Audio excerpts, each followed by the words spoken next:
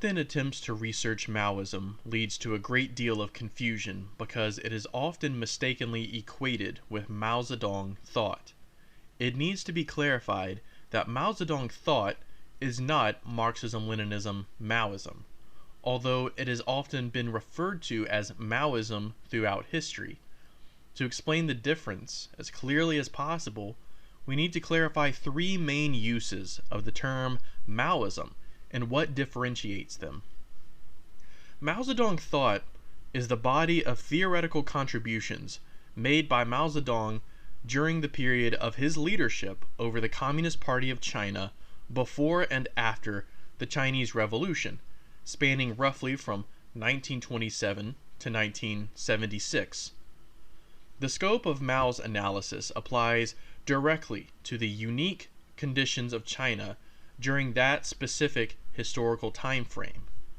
Mao Zedong Thought is an application of Marxism-Leninism to the particular conditions of China during Mao's lifetime, and while it may have had universally applicable insights, it would not be until the 1980s and early 1990s until these universally applicable elements would be clarified and synthesized into a higher stage of Marxism.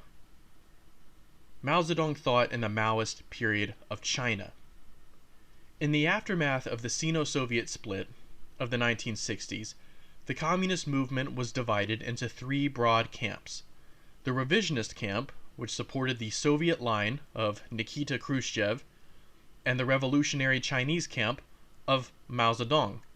There was also a third camp, the non-aligned movement, but for the purposes of this video, we will concern ourselves with the camp which supported the Chinese line. Those who maintain the revolutionary line of Mao and the Chinese Revolution often refer to themselves as following Marxism-Leninism-Mao Zedong Thought, and would call themselves Maoist as a sort of shorthand. Although, as we previously highlighted, these adherents were Marxist-Leninists who upheld Mao Zedong Thought. They were not Maoist as we understand them today as Marxist-Leninist-Maoist, and so it serves to clarify that point. There is also a tendency amongst historians to label the period in the People's Republic of China prior to Deng Xiaoping's reforms as the Maoist period. Here, Maoism is referring strictly to this historical period, roughly 1949 to 1976. It is not meant to imply that the Communist Party of China supported Maoism as a third and higher stage of Marxism. The guiding ideology of the CPC has always been Marxism-Leninism and not Maoism as Marxism-Leninism-Maoism. MLM synthesized by the PCP and the Revolutionary Internationalist movement.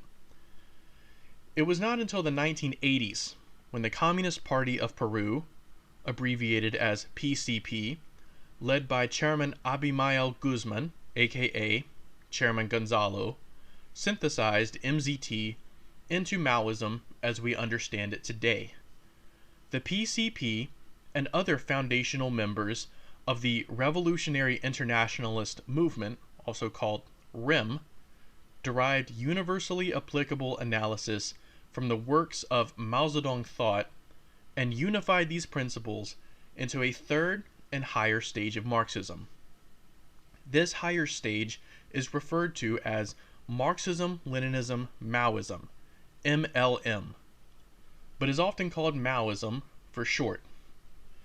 In other words, Maoism has three historical meanings, and only one of them can be called Maoism as Marxism-Leninism-Maoism, which is, of course, the definition of Maoism that we use for this series. The first definition, just to review, Mao Zedong Thought, which is the writings and contributions of Mao Zedong during his lifetime. Mao's supporters would refer to themselves as Maoists in order to signify their support of the revolutionary Chinese line over the revisionist Soviet line in the Sino-Soviet split. The second definition is the Maoist historical period, as the historical period in China following the victory of the CPC and before the reforms of Deng Xiaoping.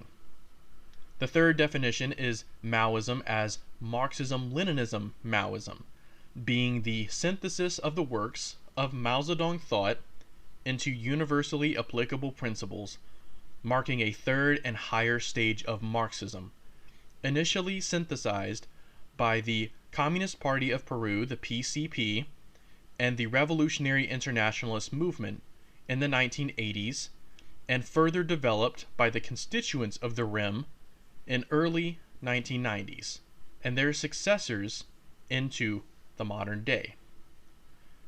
So that does it for part 2. Thank you very much for listening, and stay tuned for part 3, where we talk about the development of Maoism as the third and highest stage of Marxism. Thank you very much for watching. Denki Kang out.